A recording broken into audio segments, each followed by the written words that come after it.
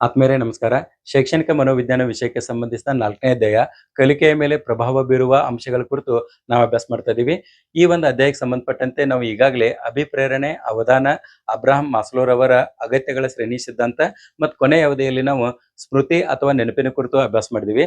ಇವತ್ತಿನ ಅವಧಿಯಲ್ಲಿ ನಾವು ಅದರ ಮುಂದುವರೆದ ಭಾಗ ವಿಸ್ಮೃತಿ ಅಥವಾ ಮರೆವಿನ ಕುರಿತು ಅಭ್ಯಾಸ ಮಾಡೋಣ. ಇದನ್ನೇ ನಾವು ಇಂಗ್ಲಿಷ್ನಲ್ಲಿ ಫಾರ್ಗೆಟಿಂಗ್ ಅಂತ ಹೇಳಿ ಕರಿತೀವಿ. ಇವತ್ತಿನ ನಮ್ಮ ಕಲಿಕೆಯ ಉದ್ದೇಶ ಏನಂತಂದ್ರೆ, ನಮ್ಮ ಮೆದುಳು ಮಾಹಿತಿಯನ್ನು ಹೇಗೆ ಕಳೆದುಕೊಳ್ಳುತ್ತದೆ ಮತ್ತು ಅದನ್ನು ತಡೆಯುವುದು ಹೇಗೆ ಎಂಬುದನ್ನ ಅರ್ಥ ಮಾಡಿಕೊಳ್ಳೋದದ. ಈ ಹಿನ್ನೆಲೆಯಲ್ಲಿ ವಿಸ್ಮೃತಿ ಅಥವಾ ಮರೆವಿನ ಕುರಿತು ನಾವು ಯಾವೆಲ್ಲ ಅಂಶಗಳನ್ನ ಅಭ್ಯಾಸ ಮಾಡೋದದ ಅನ್ನೋದನ್ನ ಒಂದ್ಸಲ ನೋಡಿ ಆಮೇಲೆ ಒಂದೊಂದು ವಿಷಯವನ್ನ ಚರ್ಚೆ ಮಾಡ್ತಾ ಹೋಗೋಣ. ಮೊದಲಿಗೆ ವಿಸ್ಮೃತಿಯ ಅರ್ಥ ಮತ್ತು ವ್ಯಾಖ್ಯೆಗಳ ಕುರಿತು ತಿಳಿದುಕೊಳ್ಳೋಣ. ಆಮೇಲೆ ವಿಸ್ಮೃತಿಯ ವಿಧಗಳು ಮತ್ತು ಮರೆವಿಗೆ ಕಾರಣಗಳು ಯಾವುದವ ಅನ್ನೋದನ್ನ ನೋಡೋಣ. ಆಮೇಲೆ ಹರ್ಮನ್ ಎಬ್ಬಿಂಗ್ ಹಾಸ್ ಅನ್ನೋ ಮನೋವಿಜ್ಞಾನಿ ಮರೆವಿನ ವಕ್ರರೇಖೆಯನ್ನು ಕೊಟ್ಟಿದ್ದಾರೆ, ಅದ್ರ ಕುರಿತು ಅಭ್ಯಾಸ ಮಾಡೋಣ. ಆಮೇಲೆ ಗ್ಯಾನೆ ಅನ್ನೋ ಒಬ್ಬರ ಮನೋವಿಜ್ಞಾನಿ ಮಾಹಿತಿ ಸಂಸ್ಕರಣಾ ಮಾದರಿಯನ್ನ ಕೊಟ್ಟಿದ್ದಾರೆ, ಅದ್ರ ಕುರಿತು ಅಭ್ಯಾಸ ಮಾಡೋಣ. ಕೊನೆಯಲ್ಲಿ ನಾವು ಧಾರಣೆಯನ್ನು ಹೆಚ್ಚಿಸುವ ವಿಧಾನಗಳು ಯಾವುದವ ಅವುಗಳನ್ನ ಅಭ್ಯಾಸ ಮಾಡಿ ಆಮೇಲೆ ಈ ಒಂದು ಕಾನ್ಸೆಪ್ಟ್ ಸಂಬಂಧಪಟ್ಟಂತೆ ಕೆಲವು MCQs ಕೂಡ ನೋಡುವಂತ ಪ್ರಯತ್ನ ಮಾಡೋಣ. ಇನ್ನು ಮೊದಲನೇ ಅಂಶ ನೋಡ್ರಿ, ವಿಸ್ಮೃತಿಯ ಅರ್ಥ. ಅದಕ್ಕೂ ಪೂರ್ವದಲ್ಲಿ ಇಲ್ಲೊಂದು ಪ್ರಶ್ನೆ ಅದ ನೋಡ್ರಿ, ಮರೆವು ಶಾಪವೋ ಅಥವಾ ವರವೋ ಅಂತ ಅದ. ನೀವ್ ಅನ್ನವ್ರ ಸರ್ ಇದು ವರ ಹೆಂಗಾಗ್ತದ್ರಿ, ಅದು ಶಾಪ ಅಂತ ಅನ್ನವ್ರ. ಆದ್ರೂ ಕೂಡ ನಮ್ಮ ಜೀವನದಲ್ಲಿ ಕೆಲವೊಂದು ಸಂದರ್ಭಗಳಲ್ಲಿ ಮರೆವು ನಮಗೆ ವರವಾಗಿ ಪರಿಣಮಿಸ್ತದ. ಅದ್ ಯಾವ ಸಂದರ್ಭ ಅನ್ನೋದು ನೋಡ್ರಿ. ಇಲ್ಲಿ ಮೊದಲನೇದು, ಮರೆವು ಒಂದು ವರ ಅದ. ಯಾಕಂತಂದ್ರೆ ಅನಾವಶ್ಯಕ, ತಪ್ಪಾದ ಹಾಗೂ ನೋವಿನ ವಿಷಯಗಳನ್ನ ಮರೆಯದಿದ್ದರೆ ನಮ್ಮ ಜೀವನ ನರಕವಾಗ್ತದ. ಈಗ ನಮ್ಮ ಜೀವನದಾಗ ಸಾಕಷ್ಟು ಘಟನೆಗಳು ನಡೆದಿರ್ತಾವ, ಅದ್ರ ನಮಗ್ ಬೇಡವಾದ ಘಟನೆಗಳು ಕೂಡ ನಡೆದಿರ್ತಾವ. ಸೊ ಹಿಂಗಾಗಿ ನಮ್ಮ ಮೆದುಳು ಏನ್ ಮಾಡ್ತದ ಅಂದ್ರ ಬೇಕಾದದ್ದನ್ನು ಉಳಿಸ್ಕೊಳ್ತದ, ಬೇಡವಾದದ್ನೆಲ್ಲ ಮರೆಸಿ ಬಿಡ್ತದ. ಅದ್ರಾಗ ಮುಖ್ಯವಾಗಿ 2 ವಿಷಯಗಳು ಬರ್ತಾವ. ಒಂದನೇದು ಅನಾವಶ್ಯಕ ವಿಷಯಗಳು ಇರ್ತಾವ, ಕೆಲವೊಂದು ಬ್ಯಾಡದೇ ಇರುವಂತ ವಿಷಯಗಳು ನಮ್ಮ ತಲೆ ಒಳಗೆ ಹೋಗಿರ್ತಾವ, ಅದನ್ನ ಮರೆಸ್ತದ. ಮತ್ ಕೆಲವೊಂದಿಷ್ಟು ನೋವಿನ ಸಂಗತಿಗಳು ಇರ್ತಾವ. ನೋವಿನ ಸಂಗತಿಗಳಂದ್ರೆ ನಮಗ್ ಬೇಕಾದವರು ಆಪ್ತರು ನಮ್ಮನ್ನ ಬಿಟ್ಟು ಅಗಲಿ ಹೋದಾಗ ಅವರನ್ನು ಮರೆಯೋದು ಅನಿವಾರ್ಯ ಆಗ್ತದ. ಇಂಥ ಸಂದರ್ಭದಲ್ಲಿ ನಮಗ ಇದು ಮರೆವು ಅನ್ನೋದು ಏನ್ ಹೇಳ್ರಿ, ವರವಾಗಿ ಪರಿಣಮಿಸ್ತದ. ಇನ್ನು ಯಾವ ಸಂದರ್ಭದಾಗ ಅದು ಶಾಪ ಅಂತ ಅನ್ಸ್ಕೊಳ್ತದ ಅಂತಂದ್ರೆ, ಇಲ್ಲಿ ನೋಡ್ರಿ 2ನೇ ಅಂಶ, ಮರೆವು ಒಂದು ಶಾಪ. ಅತಿಯಾದ ಮರೆವು ದೈನಂದಿನ ಜೀವನ ಮತ್ತು ಪರೀಕ್ಷೆಗಳಲ್ಲಿ ತೊಂದರೆಯನ್ನು ಉಂಟು ಮಾಡ್ತದ. ಸಾಕಷ್ಟು ಓದಿರ್ತೀವಿ, ಎಕ್ಸಾಮ್ ಟೈಮ್ದಾಗ ರೈಟ್ ಟೈಮ್ದಾಗ ನೆನಪ ಬರಂಗಿಲ್ಲ. ಅಂತ ಟೈಮ್ದಾಗ ಏನಾಗ್ತದ ಅಂದ್ರ ಮರೆವು ಒಂದು ಶಾಪವಾಗಿ ಪರಿಣಮಿಸ್ತದ. ಈ 2 ಅಂಶಗಳು ತಮಗ್ ಗೊತ್ತಿರಬೇಕು. ಇನ್ನ ವಿಸ್ಮೃತಿಯ ವ್ಯಾಖ್ಯೆಯನ್ನು ನೋಡೋಣ. ವಿಸ್ಮೃತಿ ಎಂದರೇನು? ಕಲಿತ ವಿಷಯವನ್ನು ಬೇಕಾದಾಗ ನೆನಪಿಗೆ ತಂದುಕೊಳ್ಳಲು ಆಗದಿರುವುದೇ ಮರೆವು ಅಂತ ಹೇಳ್ತಾರೆ. ಒಂದು ವಿಷಯವನ್ನು ಕಲ್ತಿದ್ದೇವೆ ಮತ್ತೆ ರೈಟ್ ಟೈಮ್ದಾಗ ಅದ್ ನಮ್ ನೆನಪು ತಗೋಕ್ ಆಗ್ಲಿಲ್ಲ ಅಂತ ತಿಳ್ಕೊಳ್ರಿ, ಅದಕ್ಕ ವಿಸ್ಮೃತಿ ಅಥವಾ ಮರೆವು ಅಂತ ಹೇಳಿ ಕರಿತೀವಿ. ಈಗ ಓದಿದೆವು, ಎಕ್ಸಾಮ್ದಾಗ ನೆನಪಾಗ್ಲಿಲ್ಲ, ಸೊ ಅದನ್ನ ಏನ್ ಕರೆದೇಳ್ರಿ, ಮರೆವು ಅಥವಾ ವಿಸ್ಮೃತಿ ಅಂತ ಹೇಳಿ ಕರೆಯೋದು.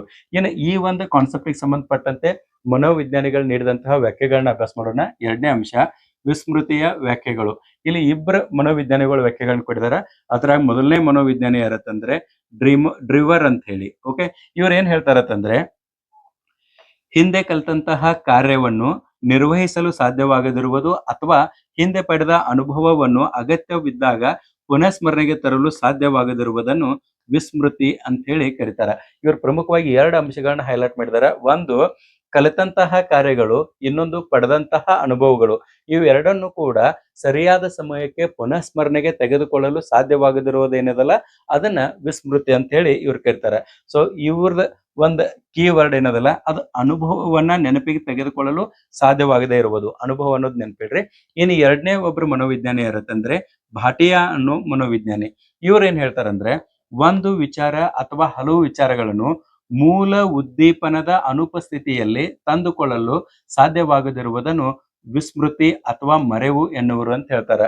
ಸೊ ಇವ್ರದ್ ಕೀವರ್ಡ್ ಏನದಂದ್ರ ಉದ್ದೀಪನ ಅಂತದ, ಮೂಲ ಉದ್ದೀಪನ ಅಂತಂದ. ಹಿಂಗಂದ್ರೆ ಏನು ಅಂತ ಕೇಳೋರು ನೀವು. ಅದಕ್ಕೆ ಒಂದು ಸಣ್ಣ ನಿಮ್ಗೆ ಎಕ್ಸಾಂಪಲ್ ಕೊಡ್ತಾನೆ. ಈಗ ನನ್ನ ಉದ್ದೀಪನ ಅಂದ್ರೆ ಇಲ್ಲಿ ಇವ್ರು ಏನ್ ಹೇಳ್ತಾರಂದ್ರ, ಮೂಲ ಉದ್ದೀಪನ ಇಲ್ಲದನ್ನ ನೀವು ಹೇಳ್ಬೇಕು, ಅಂತ ಒಂದು ಸಿಚುವೇಶನ್ ಇರಬೇಕು ಅಂತ ಹೇಳ್ತಾರೆ. ಸೊ ಈಗ ನಾನ್ ನಿಮ್ಗೆ ಒಂದು ಪ್ರಶ್ನೆ ಕೇಳ್ತಾನೆ, ನಿಮ್ ಹೆಸರೇನು, ನಿಮ್ ತಂದೆ ಹೆಸರೇನು, ನಿಮ್ಮ ಅಡ್ಡೆ ಹೆಸರೇನು, ನೀವು ಕಲ್ತಂತ ಶಾಲೆ ಹೆಸರೇನು, ನಿಮ್ಮ ಊರು, ನಿಮ್ ತಾಲೂಕು, ಜಿಲ್ಲೆ, ಹಿಂಗ್ ಕೇಳಿದಾಗ ನೀವು ಒಂದೊಂದಕ್ಕೆ ಉತ್ತರ ಕೊಡ್ತಾ ಹೋಗ್ತಿರಲ್ಲ, ಅದೇನ್ ಹೇಳ್ರಿ, ನನ್ನ ಉದ್ದೀಪನಕ್ಕ ನಿಮ್ಮ ಪ್ರತಿಕ್ರಿಯೆ ಅಥವಾ ಅನುಕ್ರಿಯೆ ಆಯ್ತು. ನಾ ಇದು ಏನೇ ಪ್ರಶ್ನೆಗಳನ್ನ ಕೇಳ್ದೆ ನಿಮ್ಮ ಪರಿಚಯವನ್ನ ಮಾಡ್ಕೊಡ್ರಿ ಅಥವಾ ಒಂದೇ ಹೇಳಿ ಅಂತ ತಿಳ್ಕೊಡ್ರಿ, ಅವಾಗ ನೀವು ಸರಾಗವಾಗಿ ಇದನ್ನೆಲ್ಲಾ ಹೇಳಾಕ ಬರ್ಬೇಕು ನಿಮ್ಗೆ. ಇದು ಹೇಳುವಲ್ಲಿ ಅಡಚಣೆ ಆಯ್ತು, ಅವಾಗ ಏನಾಗ್ತದೆ ಹೇಳ್ರಿ, ಅದು ಮರೆವು ಅಥವಾ ವಿಸ್ಮೃತಿ ಅಂತೇಳಿ ಅನ್ಸ್ಕೊಳ್ತದ ಅಂತ ತಿಳ್ಕೊಂಡು ಯಾರು ಹೇಳ್ತಾರ, ಭಾಟಿಯಾ ಅವರು ಹೇಳ್ತಾರ. ಸೊ ಈ ಎರಡು ವಾಕ್ಯಗಳ ಜೊತೆಗೆ ನಾವಿನ್ನು ಮುಂದುವರಿನ ಮೂರನೇ ಒಂದು ಅಂಶ ಏನಂತಂದ್ರೆ ವಿಸ್ಮೃತಿಯ ವಿಧಗಳು. ಇಲ್ಲಿ ಎರಡು ಪ್ರಕಾರದ ವಿಸ್ಮೃತಿಗಳದಾವ. ಮರೆವಿನಲ್ಲಿ ಎರಡು ಪ್ರಕಾರಗಳದಾವ. ಮೊದಲನೇ ಒಂದು ಪ್ರಕಾರ ಯಾವ್ದತ್ತಂದ್ರೆ ಸ್ವಾಭಾವಿಕ ಅಥವಾ ನಿಷ್ಕ್ರಿಯ ಮರೆವು ಅಂತ ಹೇಳಿ ಕರಿತೀವಿ. ಇದನ್ನ ಇಂಗ್ಲಿಷ್ನ್ಯಾಗ ನ್ಯಾಚುರಲ್ ಆರ್ ಪ್ಯಾಸಿವ್ ಫಾರ್ಗೆಟಿಂಗ್ ಅಂತ ಹೇಳಿ ಕರಿತೀವಿ. ಮತ್ತ ಎರಡನೇ ಒಂದು ಮರೆವು ಯಾವ್ದತ್ತಂದ್ರೆ ಕ್ರಿಯಾತ್ಮಕ ಅಥವಾ ಪ್ರೇರಿತ ಮರೆವು, ಆಕ್ಟಿವ್ ಆರ್ ಮೋಟಿವೇಶನಲ್ ಫಾರ್ಗೆಟಿಂಗ್ ಅಂತ ಹೇಳಿ ಕರಿತೀವಿ. ಇನ್ನ ಮೊದಲನೇ ಒಂದು ಸ್ವಾಭಾವಿಕ ಮರೆವು ಅಂತ ಏನದಲ್ಲ, ಇದರ ಅರ್ಥವನ್ನು ನೋಡ್ಕೊಳ್ಳೋಣ. ಯಾವುದೇ ಉದ್ದೇಶವಿಲ್ಲದೆ ಸಮಯ ಕಳೆದಂತೆ ಮರೆಯುವುದೇನದಲ್ಲ, ಅದಕ್ಕೆ ನಾವು ಸ್ವಾಭಾವಿಕ ಮರೆವು ಅಂತ ಹೇಳಿ ಕರಿತೀವಿ. ನಾವ್ ಇವತ್ತು ಕಲ್ತಿದ್ದೇವ, ಬಹಳಷ್ಟು ಸಮಯ ಹೋಗ್ತದ, ಅವಾಗತ ನಾವು ಮರೆತು ಬಿಡ್ತೇವಲ್ಲ, ಅದು ಸ್ವಾಭಾವಿಕ ಮರೆವು ಅಥವಾ ನಿಷ್ಕ್ರಿಯ ಮರೆವು ಅಂತ ಹೇಳಿ ಕರಿತೇವೆ. ಇದಕ್ಕೆ ಕಾರಣ ಏನ್ ಗೊತ್ತದನ? ಒಂದು ಸಮಯ ಕಳೆದು ಹೋಗೋದು, ಎರಡನೇದ ಬಳಕೆಯ ಕೊರತೆ. ನಾವ್ ಇವತ್ತು ಓದಿದ್ದನ್ನ ಒಂದ್ ತಿಂಗಳ ನಂತರ ನಾವು ಮರೆತು ಬಿಡ್ತೇವಲ್ಲ, ಅದ ಕಾರಣ ಏನಂತಂದ್ರ ಆ ತಿಂಗಳದ ನಡುವೆ ನಾವು ಯಾವಾಗ್ಲೂ ಕೂಡ ರಿವಿಷನ್ ಮಾಡಿಲ್ಲ. ಅದಕ್ಕಾಗಿ ಬಳಕೆಯ ಕೊರತೆ ಮತ್ತು ಸಮಯದಿಂದಾಗಿ ಯಾವ್ಯಾವ ಮರಿತೇವಲ್ಲ ಅವನ್ನೆಲ್ಲಾನು ಕೂಡ ನಾವು ಸ್ವಾಭಾವಿಕ ಅಥವಾ ನಿಷ್ಕ್ರಿಯ ಮರೆವು ಅಂತ ಹೇಳಿ ಕರಿತೀವಿ. ಸ್ವಾಭಾವಿಕ ಮರೆವಕ್ಕೆ ಇನ್ನೊಂದು ಹೆಸರು ಅಂತಂದ್ರೆ ನಿಷ್ಕ್ರಿಯ ಮರೆವು ಅಂತ ಹೇಳಿ. ಓಕೆ. ಇನ್ನ ಎರಡನೇದು ಕ್ರಿಯಾತ್ಮಕ ಅಥವಾ ಪ್ರೇರಿತ ಮರೆವು ಅಂತ ಹೇಳಿ ಎದಕ್ ಕರಿತೀವಿ ಅಂತಂದ್ರೆ, ಇಲ್ಲಿ ಪ್ರಯತ್ನ ಪೂರ್ವಕವಾಗಿ ಮರಿತೇವೆ ನಾವು ಅಂತ ವಿಷಯಗಳನ್ನ ನಾವು ಕ್ರಿಯಾತ್ಮಕ ಅಥವಾ ಪ್ರೇರಿತ ಮರೆವು ಅಂತ ಹೇಳಿ ಕರಿತೇವೆ. ಇದಕ್ಕೆ ಕಾರಣ ಏನಂತಂದ್ರೆ ಕೆಲವೊಂದು ವಿಷಯಗಳನ್ನ ನಾವು ದಮನ ಮಾಡಬೇಕು. ಅವು ಯಾವತ್ತಂದ್ರ ನೋವಿನ ಘಟನೆಗಳನ್ನ ಉದ್ದೇಶಪೂರ್ವಕವಾಗಿ ಅಥವಾ ಪ್ರಯತ್ನ ಪೂರ್ವಕವಾಗಿ ಮರಿತೇವೆ. ಅದಕ್ಕೆ ನಾವು ಕ್ರಿಯಾತ್ಮಕ ಅಥವಾ ಪ್ರೇರಿತ ಮರೆವು ಅಂತ ಹೇಳಿ ಕರಿತೇವೆ. ಇದಕ್ಕೆ ಇನ್ನೊಂದು ಹೆಸರದ ಅಪಸಾಮಾನ್ಯ ಮರೆವು, ಅಬ್ನಾರ್ಮಲ್ ಫಾರ್ಗೆಟಿಂಗ್ ಅಂತ ಹೇಳಿ ಇನ್ನೊಂದು ಹೆಸರು ಇದೆ. ಬಟ್ ಹೆಚ್ಚಾಗಿ ಇವ ಎರಡು ಶಬ್ದಗಳನ್ನ ಯೂಸ್ ಮಾಡಲಾಗಿದೆ. ಇನ್ನು ಮುಂದುವರೆದು ನಾಲ್ಕನೇ ಒಂದು ಅಂಶ, ಮರೆವಿಗೆ ಕಾರಣಗಳು ಯಾವ್ದಾವ ಅನ್ನೋದನ್ನ ನಾವು ನೋಡ್ತಾ ಹೋಗೋಣ. ನಾವು ಇಷ್ಟೆಲ್ಲಾ ಕಲ್ತಾಗೂ ಕೂಡ ಬಹಳಷ್ಟು ವಿಷಯಗಳನ್ನ ಮರಿತೇವಲ್ಲ, ಅದಕ್ಕೆ ಕಾರಣಗಳೇನು? ಒಂದನೇ ಕಾರಣ ಏನಂತಂದ್ರೆ, ಮೊದಲನೇ ಕಾರಣ ನೋಡ್ರಿ, ದೀರ್ಘ ಅವಧಿ. ಕಾಲ ಕಳೆದಂತೆ ನಾವು ಕಲಿತ ವಿಷಯಗಳು ಕ್ರಮೇಣ ಮರೆತು ಹೋಗುತ್ತವೆ. ಇದೇ ಹೇಳಿದ್ನಲ್ಲ, ನಾವ ಇವತ್ತು ಕಲಿತೇವಿ, ತಿಂಗಳುಗಳ ಕಾಲ ಅದನ್ನ ರಿವಿಷನ್ ಮಾಡ್ಲಿಲ್ಲ ಅಂತ ತಿಳ್ಕೊಳ್ರಿ, ಅವಾಗ ನಾವು ವಿಷಯಗಳನ್ನ ಸ್ವಾಭಾವಿಕವಾಗಿ ಮರೆತು ಹೋಗ್ತೇವೆ. ನಾವು ಅಷ್ಟೇ ಅಲ್ಲ, ಪ್ರತಿ ಒಬ್ಬ ವ್ಯಕ್ತಿನೂ ಕೂಡ ಕಲ್ತಂತ ವಿಷಯವನ್ನ ರಿವಿಷನ್ ಮಾಡ್ಲಿಲ್ಲ ಅಂತ ತಿಳ್ಕೊಳ್ರಿ, ಕಾಲ ಕಳ್ದಂಗ ಅದ್ ಡೇ ಬೈ ಡೇ ಅದ್ರ ಕ್ವಾಲಿಟಿ ಕಡಿಮೆ ಆಗ್ತಾ ಹೋಗ್ತದ. ಇವತ್ತು ನಮ್ ನೆನಪು ಈ ಲೆವೆಲ್ ಇದ್ರ ಒಂದ್ ತಿಂಗಳು ಬಿಟ್ಟು ಲೆವೆಲ್ ಇಲ್ಲಿಗೆ ಬರ್ತದ ಅಂತ ತಿಳ್ತಾ. ಸೊ ಕಾಲ ಕಳೆದಂತೆ ದೀರ್ಘಾವಧಿವರೆಗೆ ಅದೇನಾಗ್ತದೆ, ನೆನಪಿನಾಗ ಉಳಿಯಂಗಿಲ್ಲ, ಮರೆವಿಗೆ ಕಾರಣ ಆಗ್ತದ. ಒಂದೇದು. ಇನ್ನು ಎರಡನೇ ಒಂದು ಕಾರಣ ಏನಂತಂದ್ರ ಗಮನದ ಕೊರತೆ, ಲ್ಯಾಕ್ ಆಫ್ ಫೋಕಸ್. ಆಸಕ್ತಿ ಇಲ್ಲದಿದ್ದರೆ ಮಾಹಿತಿ ಉಳಿಯುವುದಿಲ್ಲ. ನಾವು ಏನೇ ಕಲಿಬೇಕಾದ್ರೂ ಕೂಡ ಅತಿ ಇಂಟ್ರೆಸ್ಟ್ಲೆ ಕಲಿಬೇಕು ಮತ್ತು ಲಕ್ಷ್ಯ ಕೊಟ್ಟು ಕಲಿಬೇಕು, ಫೋಕಸ್ ಆಗಿ ಕಲಿಬೇಕು. ನಾವು ಎಲ್ಲಾರು ಕುಂತಿದಾರ ಅಂತ ಹೇಳಿ ಕ್ಲಾಸ್ನಾಗ ಕೂಡೋರ, ಎಲ್ಲಾರು ಅಭ್ಯಾಸ ಮಾಡ್ತಾರ ಅಂತ ಹೇಳಿ ಅಭ್ಯಾಸ ಮಾಡಕ್ ಕೂಡೋರ, ಹಿಂಗಾದ್ರೆ ಆಗಂಗಿಲ್ಲ. ನಮ್ಮದೇ ಆದ ಉದ್ದೇಶ ಮತ್ತು ಫೋಕಸ್ ಇವು ಎರಡೂ ಇರಬೇಕು. ಆವಾಗ ಅಷ್ಟ ನೆನಪಿನಾಗ ಉಳಿತದೆ. ಇಲ್ಲಾದ್ರೆ ಅದು ಏನಾಗ್ತದೆ ಹೇಳ್ರಿ, ಮರೆವಿಗೆ ಕಾರಣ ಆಗ್ತದೆ. ಎರಡನೇ ಪಾಯಿಂಟ್ ಗೊತ್ತಾಯ್ತಲ್ಲ. ಇನ್ನು ಮೂರನೇದು ಯಾವ್ದಂದ್ರೆ ಅಸಮರ್ಪಕ ಅನುಭವ, ಪೂವರ್ ಲರ್ನಿಂಗ್. ಇಲ್ಲಿ ನಾವು ಕಲಿಬೇಕಾದ್ರ ಅರೆಬರೆ ಕಲಿಕೆ ಆಗ್ತದ. ಇಂಥ ಅರೆಬರೆ ಕಲಿಕೆ ಬೇಗ ಮರೆತು ಹೋಗ್ತದ. ಇಲ್ಲಿ ದೃಢ ಸಂಕಲ್ಪ ಬಹಳ ಮುಖ್ಯ ಇರ್ತದ.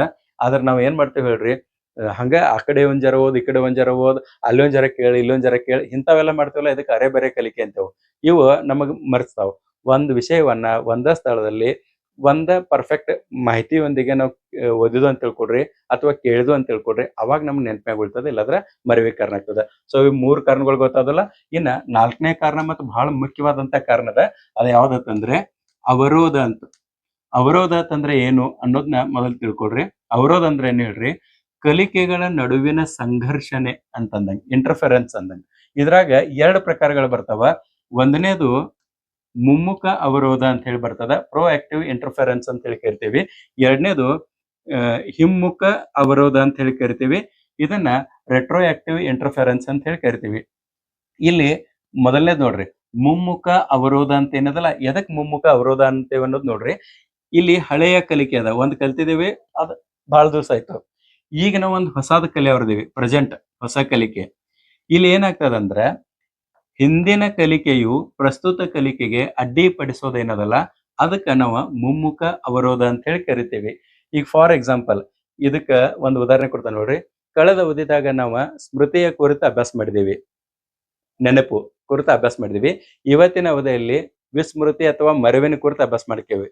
ಇಲ್ಲಿ ಸ್ಮೃತಿ ನಮಗ ವಿಸ್ಮೃತಿಯನ್ನ ಕಲೀಲಿಕ್ಕೆ ಅಡ್ಡಿಪಡಿಸ್ತ ಅಂತ ತಿಳ್ಕೊಡ್ರಿ, ಅದನ್ನ ನಾವ್ ಏನ್ ಕರಿತೀವಿ ಹೇಳ್ರಿ, ಮುಮ್ಮುಖ ಅವರೋಧ ಅಂತ ಹೇಳಿ ಕರಿತಾರ. ಇನ್ನು ಇನ್ನೊಂದು ಎಕ್ಸಾಂಪಲ್ ಕೊಡ್ತಾನ. ಕಳೆದ ಅವಧಿಯಲ್ಲಿ ನಾವು ಕೇಂದ್ರ ಸರ್ಕಾರದ ರಚನೆಯ ಕುರಿತು ಎಲ್ಲಾನು ಅಭ್ಯಾಸ ಮಾಡಿದೀವಿ. ಇವತ್ ನಾವು ರಾಜ್ಯ ಸರ್ಕಾರದ ರಚನೆಯ ಕುರಿತು ಅಭ್ಯಾಸ ಮಾಡಾರ್ದೀವಿ ಅಂತ ತಿಳ್ಕೊಳ್ರಿ. ಸೊ ಕೇಂದ್ರ ಸರ್ಕಾರದ ರಚನೆಯ ಅಂಶಗಳು ರಾಜ್ಯ ಸರ್ಕಾರದ ರಚನೆಯ ಅಂಶಗಳನ್ನ ತಿಳ್ಕೊಳ್ಳಿಕ್ಕೆ ಅಡ್ಡಿಪಡಿಸಿದ್ವು ಅಂತ ತಿಳ್ಕೊಳ್ರಿ. ಅದಕ್ ನಾವ ಮುಮ್ಮುಖ ಅವರೋಧ ಅಂತ ಹೇಳಿ ಕರಿತೀವಿ. ಗೊತ್ತೈತಲ್ಲ? ಇದು ಹಳೇದು ಹೊಸದಕ್ಕ ಏನ್ ಮಾಡ್ತದ ಹೇಳ್ರಿ? ಪ್ರಾಬ್ಲಮ್ ಮಾಡ್ತದ. ಅದಕ್ಕ ಇಲ್ಲಿ ಏನ್ ಒಂದು ಕೀವರ್ಡ್ ಇಟ್ಕೊಳ್ರಿ. Old hits new. ಇದಕ್ ನಾವ ಮುಮ್ಮುಖ ಅವರೋಧ ಅಂತ ಹೇಳಿ ಕರಿತೀವಿ. ಮತ್ತ ಇನ್ನು ಎರಡನೇದ ಹಿಮ್ಮುಖ ಅವರೋಧ ಅಂತಂದ್ರೆ ಏನನ್ನು ತಿಳ್ಕೊಳ್ರಿ ಈಗ. ಹಿಮ್ಮುಖ ಅವರೋಧ ಇದ್ರ ಜಸ್ಟ್ ಅಪೋಸಿಟ್ ಅದ. ಇಲ್ಲಿ ಹಳೆಯ ಕಲಿಕೆ ಅದ, ಇಲ್ಲಿ ಪ್ರೆಸೆಂಟ್ ಕಲಿಕೆ, ಹೊಸ ಕಲಿಕೆ ಅದ. ಈ ತರದ ವ್ಯಾಖ್ಯೆ ನೋಡ್ರಿ. ಪ್ರಸ್ತುತ ಕಲಿಕೆಯು ಹಿಂದಿನ ಕಲಿಕೆಗೆ ಅಡ್ಡಿಪಡಿಸುವುದು. New hits old. ಇದನ್ನ ನಾವ್ ಏನ್ ಕರಿತೀವಿ ಅಂತಂದ್ರೆ ಹಿಮ್ಮುಖ ಅವರೋಧ ಅಂತ ಹೇಳಿ ಕರಿತೀವಿ. ಫಾರ್ ಎಕ್ಸಾಂಪಲ್, ಭೌತಶಾಸ್ತ್ರದ ನಂತರ ಗಣಿತ ಕಲಿತಾಗ ಹೊಸ ಗಣಿತವು ಹಳೆಯ ಭೌತಶಾಸ್ತ್ರವನ್ನು ಮರೆಸುತ್ತದೆ.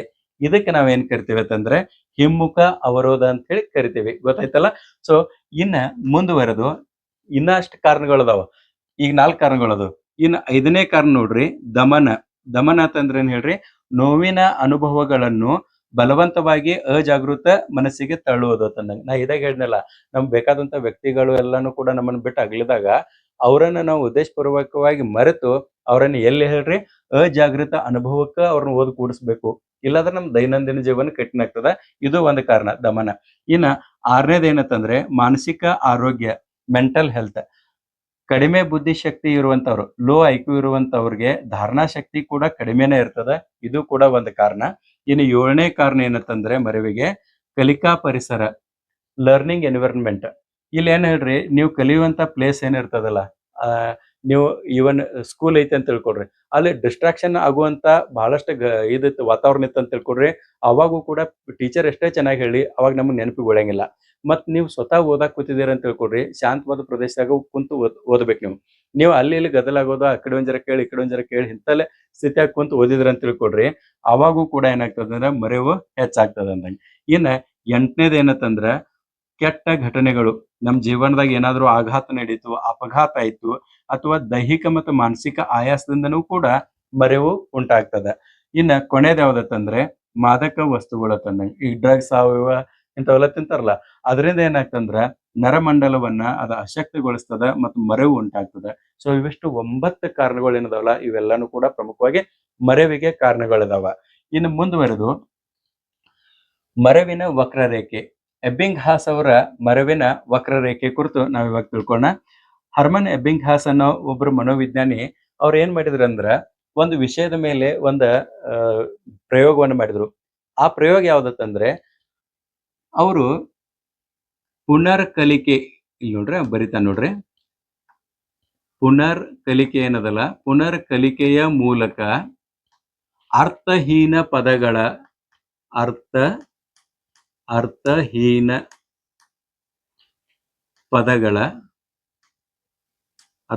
ಪದಗಳ ಧಾರಣೆಯನ್ನ ಅಭ್ಯಾಸ ಮಾಡಿದ್ರು ಅವರು. ಹೇಳ್ತಾ ಹಂಗಂದ್ರೆ ಏನನ್ನೋದು ಹೇಳ್ತಾನೆ ನೋಡ್ರಿ ನಿಮ್ಗ.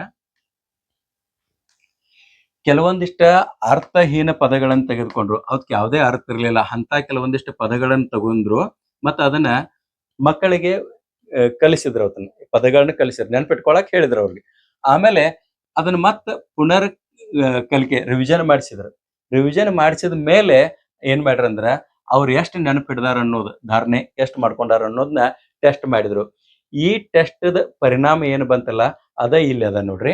ಅವರು ಹರ್ಮನ್ ಎಬ್ಬಿಂಗ್ ಹಾಸ್ ಅವ್ರು ಏನ್ ಹೇಳ್ರಂದ್ರ ಈ ಪ್ರಮುಖ ಕೆಲವೊಂದಿಷ್ಟು ಅಂಶಗಳದಾವ ಈ ಪ್ರಯೋಗದಿಂದ ಕಂಡು ಬಂದಂತ ಅಂಶಗಳು, ಅದನ್ನೇ ಅವ್ರ ಸಿದ್ಧಾಂತ ರೂಪದಲ್ಲಿ ಮಂಡಿಸ್ತಾರ ಮತ್ತು ಕಲಿವಿನ ವಕ್ರರೇಖೆಯನ್ನು ಕೊಡ್ತಾರ.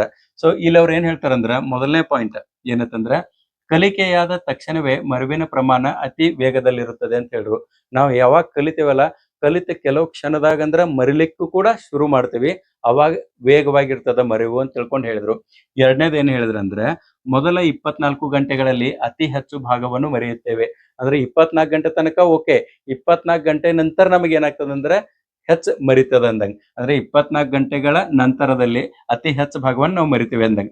3ನೇ ಅಂಶ ಏನ್ ಹೇಳ್ತಾರಂದ್ರೆ 100% ಮರೆವು ಎಂದಿಗೂ ಉಂಟಾಗುವುದಿಲ್ಲ ಅಂತ ಹೇಳ್ತಾರೆ. ಯಾವಾಗ್ಲೂ ಕೂಡ ನಾವು ಕಲ್ತಂತ ವಿಷಯವನ್ನ ಸಂಪೂರ್ಣವಾಗಿ ಮರೆಯಂಗಿಲ್ಲ, ಒಂದ್ 10% ಅಟ್ಲೀಸ್ಟ್ ಯಾಕೆ ನಮಗ್ ನೆನಪು ಇರ್ತದ ಅಂತಂದ. ಗೊತ್ತಾಯ್ತಾ? ಸೊ ಈ ಹಿನ್ನೆಲೆಯಲ್ಲಿ ಅವರು ಈ ಮರೆವಿನ ವಕ್ರರೇಖೆಯನ್ನ ಕೊಡ್ತಾರ. ಈ ತರದ ಈ ಕರ್ವ್ ನೋಡ್ರಿ, ಫಾರ್ಗೆಟಿಂಗ್ ಕರ್ವ್ ಅಂತ ಹೇಳಿ ಕರಿತಾರ. ಇಲ್ಲಿ ನಾವು ಇವತ್ತು ತಕ್ಷಣ ನೋಡ್ರ ಇಮಿಡಿಯೇಟ್ಲಿ ನಾವು ಇವತ್ತು ಕಲ್ತಿದ್ದೇವೆ ಅಂತಂದ್ರೆ ನಮ್ಗೆ ಇವತ್ತು 100% ನೆನಪಿರ್ತದ. ಅಂದ್ರೆ ಈ ಕ್ಷಣದಾಗ ನಮಗೆ 100% ನೆನಪಿರ್ತದ. ಆಮೇಲೆ ಒಂದ್ ದಿವಸ ಆಯ್ತು ಅಂತ ತಿಳ್ಕೊಳ್ರಿ, ಒಂದ್ ಡೇ ಆದ ಕೂಡಲೇ ಅವಾಗ ಅದೇನಾಗ್ತದೆ ಹೇಳ್ರಿ, ಮರಿಲಿಕ್ಕೆ ಶುರು ಆಗ್ತದ. ಆಮೇಲೆ ಕೊನೆಗೆ ಹೋಗಿ ಏನಾಗ್ತದ ಅಂದ್ರ ಒಂದ್ ಸ್ಟಾಗ್ನೆಂಟ್ ಆಗಿ ಉಳಿತದ. ಎಷ್ಟೋ ತಿಂಗಳುಗಳಾಗ್ಲಿ 10% ಯಾಕೆ ನಮಗ ನೆನಪು ಉಳಿತದ. ಇದಕ್ ನಾವ್ ಏನ್ ಕರಿತೀವಿ ಹೇಳ್ರಿ, ಮರೆವಿನ ವಕ್ರರೇಖೆ ಅಂತ ಹೇಳಿ ಕರಿತೀವಿ.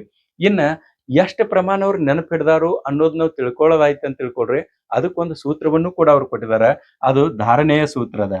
ಧಾರಣೆ ಈಸ್ ಈಕ್ವಲ್ ಟು ಮೂಲ ಪ್ರಯತ್ನಗಳು ಮೈನಸ್ ಪುನರ್ ಕಲಿಕೆಯ ಪ್ರಯತ್ನಗಳು ಡಿವೈಡೆಡ್ ಬೈ ಮೂಲ ಪ್ರಯತ್ನಗಳು ಇಂಟು 100 ಅಂತ ಹೇಳಿ ಕೊಟ್ಟಿದಾರ. ನೀವು ಇದನ್ನ ಟೆಸ್ಟ್ ಮಾಡ್ಕೊಳ್ಬಹುದು. ಬಟ್ ಇದು ಟೆಸ್ಟ್ ಮಾಡ್ಕೋಬೇಕಾದ್ರ ಅರ್ಥಹೀನ ಪದಗಳ ಪಟ್ಟಿ ಎಲ್ಲ ಬೇಕಾಗ್ತದ. ಸೊ ಅದನ್ನ ಏನೇ ಇರ್ಲಿ, ಇದು ಸೂತ್ರ ಒಂದ್ ನೆನಪಿಡ್ರಿ ಸಾಕಷ್ಟ. ಓಕೆ, ಇನ್ನು ನೆಕ್ಸ್ಟ್ ಮಾಹಿತಿ ಸಂಸ್ಕರಣೆ ಯಾವ ರೀತಿ ಆಗ್ತದ ಅನ್ನೋದು ನೋಡ್ರಿ. ಅದಕ್ಕ ಇನ್ಫಾರ್ಮೇಶನ್ ಪ್ರೊಸೆಸಿಂಗ್ ಅಂತ ಹೇಳಿ ಕರಿತೀವಿ. ಇದನ್ನ ಒಂದು ಕಂಪ್ಯೂಟರ್ ಎಕ್ಸಾಂಪಲ್ ತೆಗೆದುಕೊಂಡು ನಿಮಗೆ ಹೇಳುವಂತ ಪ್ರಯತ್ನ ಮಾಡ್ತೇನೆ. ಇಲ್ಲಿ ಒಂದನೇ ಹಂತದಾಗ ಏನಾಗ್ತದೆ ಅಂದ್ರೆ ಮಾಹಿತಿ ಇನ್ಪುಟ್ ಆಗ್ತದ. ನಾವು ಕಂಪ್ಯೂಟರ್ದಾಗ ಮಾಹಿತಿ ಇನ್ಪುಟ್ ಎದರಿಂದ ಕೊಡ್ತೇವೆ ಹೇಳ್ರಿ, ಕೀಬೋರ್ಡ್ ಸಹಾಯದಿಂದ ಮತ್ತು ಮೌಸ್ ಸಹಾಯದಿಂದ ನಾವು ಇನ್ಪುಟ್ ಮಾಡ್ತೇವೆ. ಇದು ಒಂದನೇ ಹಂತ ಆಗ್ತದ. ಎರಡನೇ ಹಂತ ಸಂಸ್ಕರಣೆ ಅಂತ ಹೇಳಿ ನಡೀತದೆ. ಯಾವ್ದಾಗ ಹೇಳ್ರಿ, ಸಿಪಿಯುದಾಗ ಅದ ಸೇವ್ ಆಗಿ ಉಳಿತದ. ಮಾಹಿತಿ ಕೊಟ್ಟ ಕೂಡಲೇ ಸೇವ್ ಎಲ್ಲಿ ಆಗ್ತದ, ಸಿಪಿಯುದಾಗ ಆಗ್ತದ. ಇದು ಎರಡನೇ ಹಂತ. ಸಿಪಿಯುದಾಗ ಏನಾಗ್ತದಲ್ಲ, ಇದು ಎರಡನೇ ಹಂತ, ಸಂಸ್ಕರಣೆ ಆಗ್ತದ. ಅದಾದ ಕೂಡಲೇ ಮೂರನೇ ಹಂತ ಯಾವ್ದೈತೆ ಹೇಳ್ರಿ, ಮೂರನೇ ಹಂತದಾಗ ಏನಾಗ್ತದ, ಔಟ್ಪುಟ್ ಆಗ್ತದ. ಔಟ್ಪುಟ್ ನಾವು ಮೂರನೇ ಹಂತ ಅಂತ ಹೇಳಿ ಕರಿತೀವಿ. ಹಂಗ ನಮ್ಮ ಲೈಫ್ದಾಗೂ ಕೂಡ ಏನಾಗ್ತದ ಅಂದ್ರ, ಇಲ್ಲಿ ಜ್ಞಾನೇಂದ್ರಿಯಗಳ ಮೂಲಕ ಇದೇನದಲ್ಲ, ಇದು ಒಂದನೇ ಹಂತ ಅಂದಂಗ.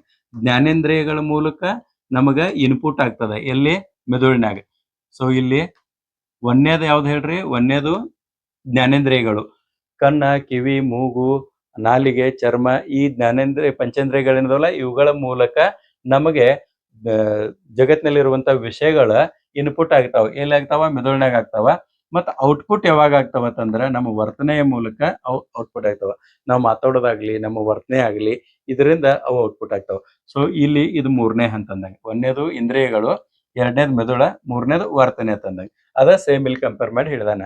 ಸೊ ಇಲ್ಲಿ ಒಂದ್ ತಾವು ನೆನ್ಪಿಟ್ಕೊಳ್ಬೇಕು, ಯಾವುದೇ ವಿಷಯವನ್ನ ನಾವು ನೆನಪಾಗಿ ಇಟ್ಕೊಳ್ಬೇಕಾದ್ರ ಏನೇನ್ ಪ್ರೊಸೆಸ್ ನಡೀತದ ಅಂತಂದ್ರ, ಒಂದನೇದು ಸಂಕೇತೀಕರಿಸುವಿಕೆ, ಅಂದ್ರೆ ಮಾಹಿತಿಯನ್ನ ಒಳ ಸೇರಿಸುವ ಕೆಲಸ ಏನದಲ್ಲ, ಇದು ಒಂದನೇದಾಗ್ತದ. ಅಂದ್ರೆ ಒಂದು ಪುಸ್ತಕ ಓದಾತೀರಿ ಅಂತ ತಿಳ್ಕೊಡ್ರಿ, ಆ ಓದಿದ್ದನ್ನ ಒಳಗ್ ಹೋಗೋದೇನದಲ್ಲ, ಅದಕ್ಕೆ ನಾವು ಸಂಕೇತೀಕರಿಸುವಿಕೆ ಅಂತ ಹೇಳಿ ಕರಿತೀವಿ. ಎರಡನೇದು ದಾಸ್ತಾನು ಮಾಡುವಿಕೆ ಅಂತ ಹೇಳಿ ಕರಿತೀವಿ. ಅಂದ್ರೆ ಮಾಹಿತಿಯನ್ನ ಕಾಪಾಡಿಕೊಳ್ಳುವಿಕೆ, ಸ್ಟೋರೇಜ್ನಾಗ, ಮೆದುಳಿನಾಗ ಇಟ್ಕೊಳ್ಳೋದು ಅಂದಂಗ. ಮೂರನೇದು ಏನಂತಂದ್ರ ಜ್ಞಾಪಿಸಿಕೊಳ್ಳುವಿಕೆ, ರಿಟ್ರೈವಲ್ ಅಂತ ಹೇಳಿ ಕರಿತೇವೆ. ಅಗತ್ಯವಿದ್ದಾಗ ಪುನಃ ನೆನಪಿಗೆ ತರುವುದೇನಿದೆಲ್ಲ, ಅದಕ್ಕೆ ನಾವು ಜ್ಞಾಪಿಸಿಕೊಳ್ಳೋದು ಅಂತೇವೆ. ಈ ಮೂರು ಪರ್ಫೆಕ್ಟ್ ಆದವು ಅಂತ ತಿಳ್ಕೊಡ್ರಿ, ಅವಾಗ ಅಷ್ಟೇ ಅದನ್ನ ನಾವ್ ಏನ್ ಕರಿತೇವೆ ಹೇಳ್ರಿ, ಸ್ಮೃತಿ ಅಂತ ಹೇಳಿ ಕರಿತೀವಿ. ಸೊ ನೆನಪಿಟ್ಕೊಳ್ಳೋದು ಈ ರೀತಿ ಅದ. ಇದಕ್ಕ ಒಂದು ಸಿದ್ಧಾಂತವನ್ನು ಮಾಡಿದಾರ, ಯಾರತ್ತಂದ್ರ ಗ್ಯಾನೆ ಅವರು. RM ಗ್ಯಾನೆ ಅನ್ನೋ ಒಬ್ಬರು ಮನೋವಿಜ್ಞಾನಿ. ಅವ್ರೇನ್ ಮಾಡಿದಾರಂದ್ರ ಮಾಹಿತಿ ಸಂಸ್ಕರಣಾ ಮಾದರಿ, ಇದ ಹೆಡ್ಡಿಂಗ್ ಬರ್ಕೋರಿ, ಮಾಹಿತಿ ಸಂಸ್ಕರಣಾ ಮಾದರಿಯನ್ನ ಅವರ ಒಂದು ಸಿದ್ಧಾಂತವನ್ನು ಮಂಡಿಸಿದಾರ. 1974ರಲ್ಲಿ ಆ ಸಿದ್ಧಾಂತವನ್ನು ಅವ್ರು ಮಂಡಿಸ್ತಾರ. ಅದರಲ್ಲಿ ಅವ್ರು ಏನ್ ಹೇಳ್ತಾರ ಅನ್ನೋದು ನೋಡ್ರಿ, ಯಾವ ರೀತಿ ಮಾಹಿತಿ ಒಳಗೆ ಹೋಗ್ತದ ಅನ್ನೋದು. ಇದ ಬಾಹ್ಯ ಜಗತ್ತದ. ಈ ಬಾಹ್ಯ ಜಗತ್ತಿನಿಂದ ನಾವ ವಿಷಯಗಳನ್ನ ಒಳಗೆ ತಗೊಳ್ತೀವಿ. ಎದರ ಮೂಲಕ ಒಳಗೆ ತಗೊಳ್ತೀವಿ ಅಂತಂದ್ರ ಒಂದನೇ ಹಂತ ನೋಡ್ರ, ಜ್ಞಾನವಾಹಕ ದಾಖಲೆ ಅಂತ ಹೇಳಿ ಕರಿತೇವೆ, ಸೆನ್ಸರಿ ರಿಜಿಸ್ಟರ್ ಅಂತ ಹೇಳಿ ಕರಿತೀವಿ. ಜ್ಞಾನೇಂದ್ರಿಯಗಳ ಮೂಲಕ ಮಾಹಿತಿ ಒಳ ಬರುತ್ತದೆ. ಆದ್ರ ಈ ಮಾಹಿತಿ ಕೇವಲ ಕೆಲವು ಕ್ಷಣಗಳು ಮಾತ್ರ ಇರ್ತದ. ಓದಿದ ಕೂಡಲೇ ಇಮಿಡಿಯೇಟ್ ಅವಾಗ ಕ್ಷಣದಾಗ ಅಷ್ಟೇ ಇರ್ತದ. ಇದನ್ನ ಏನ್ ಮಾಡ್ಬೇಕಂದ್ರ ಸ್ವಲ್ಪ ನಾವು ಗಮನವಿಟ್ಟು ನೋಡ್ಬೇಕು. ಅಂದ್ರೆ ಇಲ್ಲಿ ಲಕ್ಷ ಕೊಡ್ಬೇಕು ಅಂತಂದಂಗ. ಲಕ್ಷ ಕೊಟ್ರೆ ಏನಾಗ್ತದ, ಅದು ಸೆಕೆಂಡ್ನಾಗ ಏನು ಮಾಹಿತಿ ಇರ್ತದಲ್ಲ, ಅದು ಒಂದು ಚೂರ್ ಡೆವಲಪ್ ಆಗಿ ಇಲ್ಲಿ ನೆಕ್ಸ್ಟ್ ಸ್ಟೇಜ್ಗೆ ಹೋಗ್ತದ. ಇದನ್ನ ನಾವು ಅಲ್ಪಾವಧಿ ಉಗ್ರಾಣ ಅಥವಾ ಅಲ್ಪಾವಧಿ ಮೆಮರಿ ಅಂತ ಹೇಳಿ ಕರಿತೇವೆ, ಶಾರ್ಟ್ ಟರ್ಮ್ ಮೆಮರಿ ಅಂತ ಹೇಳಿ ಕರಿತೀವಿ. ಇಲ್ಲಿ ಸಂಗ್ರಹಣವಾದಂತ ಮಾಹಿತಿ ಏನಿರ್ತದಲ್ಲ, ಇದು ಕೇವಲ 30 ಸೆಕೆಂಡ್ಗಳವರೆಗೆ ಮಾತ್ರ ಇರ್ತದ. ಸರಳ ಪುನರುಚ್ಚಾರಣೆ ಇಲ್ಲಿ ಅವಶ್ಯಕತೆ ಇರ್ತದ ಅಂದಂಗ ಹೇಳ್ತಾ. ಸೊ ಇಲ್ಲಿ ಪರ್ಫೆಕ್ಟ್ ನಾವು ಒಂಚೂರ್ ಅದನ್ನ ರಿವಿಷನ್ ಮಾಡಿದ್ವು, ಮೆಲುಕು ಹಾಕುವಿಕೆ ಅಂತ ಹೇಳಿ ಕರಿತೇವೆ, ರಿಹರ್ಸಲ್ ಮಾಡಿದ್ವು ಅಂತ ತಿಳ್ಕೊಡ್ರಿ. ಅದ ನೆನಪು ಮುಂದುವರೆದ ಎಲ್ಲಿ ಹೋಗ್ತದ ಹೇಳ್ರಿ, ಮೂರನೇ ಹಂತಕ್ಕೆ ಹೋಗ್ತದ. ದೀರ್ಘಾವಧಿ ಪಟಲ ಅಂತ ಹೇಳಿ ಕರಿತೇವೆ, ಲಾಂಗ್ ಟರ್ಮ್ ಮೆಮೊರಿ ಅಂತ ಹೇಳಿ ಕರಿತೇವೆ. ಇಲ್ಲಿ ಮಾಹಿತಿ ಶಾಶ್ವತವಾಗಿ ಸಂಗ್ರಹವಾಗ್ತದೆ. ಗೊತ್ತಾಯ್ತಾ? ಸೊ ಈ ಸಿದ್ಧಾಂತವನ್ನ ಆರ್ ಎಂ ಜ್ಞಾನಿ ಅವ್ರು ಹೇಳ್ತಾರ. ಈ ಸಿದ್ಧಾಂತಕ್ಕೆ ಏನ್ ಕರೀತಾರ ಹೇಳ್ರಿ? ಮಾಹಿತಿ ಸಂಸ್ಕರಣಾ ಮಾದರಿ ಅಂತ ಹೇಳಿ ಕರೀತಾರ. 1974ರಲ್ಲಿ ಈ ಸಿದ್ಧಾಂತವನ್ನ ಅವ್ರು ಮಂಡಿಸ್ತಾರ. ಇನ್ನು ಮುಂದೆ ನೋಡ್ರಿ, ಧಾರಣೆಯನ್ನು ಹೆಚ್ಚಿಸುವ ವಿಧಾನಗಳು. ಇಲ್ಲಿ ಧಾರಣೆ ಯಾವ ರೀತಿ ಹೆಚ್ಚಾಗ್ತದ, ನಮ್ ನೆನಪು ಯಾವ ರೀತಿ ಹೆಚ್ಚಾಗ್ತದ ಅನ್ನೋದು ಏನದಲ್ಲ, ಅದರ ವಿಧಾನಗಳನ್ನ ನೋಡ್ತಾ ಹೋಗೋಣ. ಒಂದನೇ ವಿಧಾನ ಯಾವ್ದತ್ತಂದ್ರ ಪೂರಕ ವಾತಾವರಣ. ಇದ ಬಹಳ ಇಂಪಾರ್ಟೆಂಟ್. ಕಲಿಕೆಗೆ ಸೂಕ್ತವಾದ ಮತ್ತು ಸ್ವತಂತ್ರವುಳ್ಳ ವಾತಾವರಣ ಕಲ್ಪಿಸೋದು ಅಂತಂದಾಗ, ನೀವ ಒಂದು ಸಂತೆ ನಡೆಯುವಂತ ಪ್ರದೇಶದಾಗ ಒಂದು ಸ್ಕೂಲ್ ಇತ್ತಂತ ತಿಳ್ಕೊಡ್ರಿ, ಆ ಶಾಲೆಯ ಮಕ್ಕಳು ಯಾವಾಗ್ಲೂ ಕೂಡ ಬೆಸ್ಟ್ ಪರ್ಫಾರ್ಮೆನ್ಸ್ ಮಾಡಕ್ ಆಗಂಗಿಲ್ಲ. ಯಾಕಂದ್ರ ಆ ಮಕ್ಕಳಿಗೆ ಪಾಪ ಬಹಳಷ್ಟು ಅಡಚಣೆಗಳು ಇರ್ತಾವ, ತಿಳಿತಿಲ್ಲ. ಹಿಂಗಾಗಿ ಸ್ಕೂಲ್ ಹೆಂಗಿರ್ಬೇಕಂದ್ರ ಅಲ್ಲಿ ಹೆಚ್ಚು ಓಡಾಟ ಇರಬಾರ್ದು, ಬಸ್ಸಿನ ಓಡಾಟ ಇರಬಾರ್ದು, ವಾಹನಗಳ ಓಡಾಟ, ಜನರ ಓಡಾಟ ಇದು ಯಾವುದೇ ಇರಬಾರ್ದು. ಅಂತ ಶಾಂತ ಪ್ರದೇಶದಲ್ಲಿ ಸ್ಕೂಲ್ ಇತ್ತಂತ ತಿಳ್ಕೊಡ್ರಿ, ಮಕ್ಕಳ ಕಲಿಕೆ ಆಟೋಮೆಟಿಕಲಿ ಹೆಚ್ಚಿಗೆ ಆಗ್ತದ ಅಂದಂಗ, ಅವಾಗ ನೆನಪು ಹೆಚ್ಚಿಗೆ ಉಳ್ತದ. ಇನ್ನು ಎರಡನೇದು ಏನತ್ತಂದ್ರ ಅಧಿಕ ಕಲಿಕೆ. ಯಾವಾಗ್ಲೂ ಕೂಡ ನಾವ ಒಮ್ಮೆ ಕಲಿತ ವಿಷಯವನ್ನು ಪುನಃ ಪುನಃ ಅಭ್ಯಾಸ ಮಾಡುವುದು ಧಾರಣೆಯನ್ನು ಹೆಚ್ಚಿಸಲು ಇದು ಅವಶ್ಯಕವಾಗಿರ್ತದೆ ಅಂತ ಹೇಳ್ತಾರೆ. ಸೊ ನಾವು ಬರೇ ಒಮ್ಮೆ ಕಲಿತು ಬಿಡೋಂಗಿಲ್ಲ, ಅದನ್ನ ರಿವಿಷನ್ ಮಾಡ್ತಾ ಇರಬೇಕು ಅನ್ನೋದು ಅಧಿಕ ಕಲಿಕೆ. ಅಲ್ಲಿ ಹೆಚ್ಚು ನೀವು ಕಲಿಬೇಕು ಅಂತಂದಾಗ. ಮೂರನೇದು ಅರ್ಥಪೂರ್ಣ ಕಲಿಕೆ. ಇಲ್ಲಿ ವಿಷಯವನ್ನು ಕುರುಡು ಬಾಯಿಪಾಠ ಮಾಡದೆ ಅರ್ಥಪೂರ್ಣವಾಗಿ ಸಂಘಟಿಸಿ ಕಲಿಯುವುದು ಅಂತಂದಂಗ. ನಿಮಗೆ ಓದಿದ್ದೆಲ್ಲಾನು ಕೂಡ ಅರ್ಥವಾಗಿರ್ಬೇಕು, ಅಥವಾ ಟೀಚರ್ ಪಾಠ ಮಾಡ್ತಿದ್ರ ಅರ್ಥ ಆಗುವಂಗೆ ಹೇಳ್ಬೇಕು, ಅವಾಗಷ್ಟ ನಮಗ್ ನೆನಪಿನಾಗ ಉಳಿತದ ಅಂದಂಗ. ಇನ್ ನಾಲ್ಕನೇದು ಯಾವ್ದತ್ತಂದ್ರೆ ಸ್ಮರಣೆಯ ಸೂತ್ರಗಳು. ಇಲ್ಲಿ ನೆನಪಿಡುವ ಸಲುವಾಗಿ ಸುಲಭವಾಗುವಂತೆ ಶಬ್ದ ಅಥವಾ ಸೂತ್ರಗಳನ್ನು ಮಾಡಿಕೊಳ್ಳುವುದು ಅಂತ ಹೇಳಿ ಹೇಳ್ತಾರ.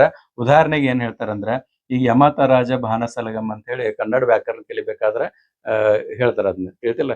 ಸೊ ಇಂಥ ಸಣ್ಣ ಸಣ್ಣ ಸೂತ್ರಗಳನ್ನ ಮಾಡ್ಬೇಕು ಅಂತ ಹೇಳ್ತಾರ. ಬಟ್ ಈ ಒಂದು ಇದದಲ್ಲ, ತತ್ವದಲ್ಲ, ಇದನ್ನ ಯಾರು ಕೂಡ ಹೆಚ್ಚಾಗಿ ಬಳಸಬಾರದು ಅನ್ನೋದು ನನ್ನ ಅಭಿಪ್ರಾಯ. ಯಾಕಂದ್ರ ನಾವು ವಿಷಯವನ್ನ ಆಸಕ್ತಿ ಇಟ್ಕೊಂಡು ಓದಿದಂತ ತಿಳ್ಕೊಂಡ್ರೆ ಅದ್ ನಮಗ್ ನೆನಪಿರ್ತದ. ನೀವು ಸೂತ್ರಗಳು ಎಷ್ಟತ್ತು ಮಾಡೋರು, ಸಾವಿರಾರು ಸೂತ್ರಗಳು ಮಾಡ್ತೀರಿ, ಆ ಸೂತ್ರ ಆ ಟೈಮ್ದಾಗ ನೆನಪಾಗ್ಲಿಲ್ಲ ಅಂತ ತಿಳ್ಕೊಂಡ್ರೆ ಎಲ್ಲಾನು ವೇಸ್ಟ್ ಆಗ್ತದೆ. ಅದಕ್ಕೆ ಆಸಕ್ತಿಯಿಂದ ಓದಿದ್ರೆ ಸೂತ್ರಗಳ ಅವಶ್ಯಕತೆ ಬರೋದಿಲ್ಲ. ಓಕೆ, ಇರ್ಲಿ ಅಂತ ಹೇಳಿ ಕೊಟ್ಟಿದಾರ, ನಾನು ಹೇಳಿದ ನಿಮಗೆ. ಇನ್ ನೋಡ್ರಿ, ಮುಂದಿಂದ ಐದನೇ ಒಂದು ವಿಧಾನ ಯಾವ್ದತ್ತಂದ್ರ ಕಲಿಕೆಯ ವರ್ಗಾವಣೆ. ಒಂದು ವಿಷಯದ ಕಲಿಕೆ ಇನ್ನೊಂದಕ್ಕೆ ಸಹಾಯ ಮಾಡುವಂತೆ ಯೋಜಿಸುವುದು. ಇದು ಅವರೋಧವನ್ನು ಕಡಿಮೆ ಮಾಡುತ್ತದೆ ಅಂತಂದಾಗ. ನಾವ್ ಈಗ ಏನಾದ್ರೆ ಕಲ್ತಿದೀವಿ ಅಂತ ತಿಳ್ಕೊಂಡ್ರೆ ಅದು ಮುಂದಿನ ಕಲಿಕೆಗೆ ಹೆಲ್ಪ್ ಆಗುವಂಗ ಅದನ್ನ ಸಂಘಟಿಸಿರಬೇಕು. ಆವಾಗ ನಮ್ಗೆ ಧಾರಣೆ ಹೆಚ್ಚಾಗ್ತದ, ನೆನಪು ಹೆಚ್ಚು ಬೀಳ್ತದ. ಇನ್ನ ಆರನೇದು ಸಂಯೋಜನಾ ಕಲಿಕೆ. ಹೊಸ ವಿಷಯವನ್ನು ಈಗಾಗಲೇ ತಿಳಿದಿರುವ ಹಳೆಯ ವಿಷಯದೊಂದಿಗೆ ಬೆಸೆಯುವುದು ಅಂತಂದಾಗ. ಈಗ 8th ಕಲ್ತಿದ್ದ 10th ಇರ್ತದ, 10th ಕಲ್ತಿದ್ ಸೆಕೆಂಡ್ ಇಯರ್ದಾಗ ಇರ್ತದ. ಸೊ ಎಲ್ಲೆಲ್ಲಿ ಹಂಗ್ ಬರ್ತಾವಲ್ಲ ಅವಾಗ ಕನೆಕ್ಟಿವಿಟಿ ಹೆಚ್ಚಿರಬೇಕು. ಸಂಯೋಜನಾತ್ಮಕವಾಗಿ ನೀವು ಕಲ್ತಿರ ಅಂತ ತಿಳ್ಕೊಡ್ರಿ, ಅವಾಗ ಏನಾಗ್ತದ, ನೆನಪಿನಾಗ ಉಳಿತದ, ತಿಳಿತಾ. ಆಮೇಲೆ 7ನೇದು ಸೂಕ್ತ ವಿರಾಮ, ತಿಳಿತಾ, ಪ್ರಾಪರ್ ರೆಸ್ಟ್ ಅನ್ನ. ಸತತವಾಗಿ ಓದುವುದರ ಬದಲು 2 ವಿಭಿನ್ನ ವಿಷಯಗಳ ನಡುವೆ ಸೂಕ್ತ ವಿರಾಮ ನೀಡಬೇಕು ಅಂತಂದಂಗ. ಒಂದ್ ಸಬ್ಜೆಕ್ಟ್ ಓದಿದ ಕೂಡಲೇ ಒಂದ್ ಸ್ವಲ್ಪ ಗ್ಯಾಪ್ ಕೊಡದ, ಆಮೇಲೆ ಇನ್ನೊಂದ್ ಸಬ್ಜೆಕ್ಟ್ ಇಡದ, ಮತ್ ಗ್ಯಾಪ್ ಕೊಡದ, ಮತ್ತೊಂದ್ ಸಬ್ಜೆಕ್ಟ್ ಇಡದ, ಹಿಂಗ್ ಮಾಡ್ರಿ. ಕಂಟಿನ್ಯೂಸ್ ಆಗಿ ಓದ್ರಿ ಅಂತ ತಿಳ್ಕೊಡ್ರಿ, ಆಯಾಸ ಆಗ್ತದ, ದಣಿವ್ ಆಗ್ತದ, ಅವಾಗ ಕೂಡ ನೆನಪು ಉಳಿಯಂಗಿಲ್ಲ. ಮತ್ತೆ 8ನೇದು ಯಾವ್ದತ್ತಂದ್ರೆ ಸ್ವಯಂ ಮೌಲ್ಯಮಾಪನ.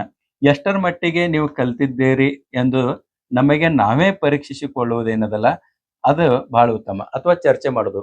ಈಗ ಇಬ್ಬರು ಫ್ರೆಂಡ್ಸ್ ಕೂಡಿ ಓದಾತಿರಿ ಅಂತ ತಿಳ್ಕೊಡ್ರಿ, ಒಂದೇ ಕಾನ್ಸೆಪ್ಟ್ ಓದ್ರಿ, ಓದಿದಾದ್ಮೇಲೆ ನೀವು ಒಂದ್ಸಲ ಹೇಳ್ರಿ, ಅವ ಒಂದ್ಸಲ ಹೇಳ್ತಾನ, ಅವಾಗ ಏನಾಗ್ತದೆ ಹೇಳ್ರಿ, ನಮಗ ಒಂದ್ ಸ್ವಲ್ಪ ಚರ್ಚೆದಿಂದ ವಿಷಯಗಳು ಹೆಚ್ಚು ನೆನಪಿರ್ತಾವ. ಅದಕ್ಕೆ ಗ್ರೂಪ್ ಡಿಸ್ಕಷನ್ ಹೆಚ್ಚು ಮಾಡ್ಸ್ರ ಅಂತ ಹೇಳೋದು. ಅದಕ್ಕಂದ್ರ ಗ್ರೂಪ್ ಡಿಸ್ಕಷನ್ದಾಗ ವಿಷಯಗಳು ಹೆಚ್ಚ ನೆನಪಿಗೆ ಉಳಿತಾವ. ಗೊತ್ತಾಯ್ತಾ?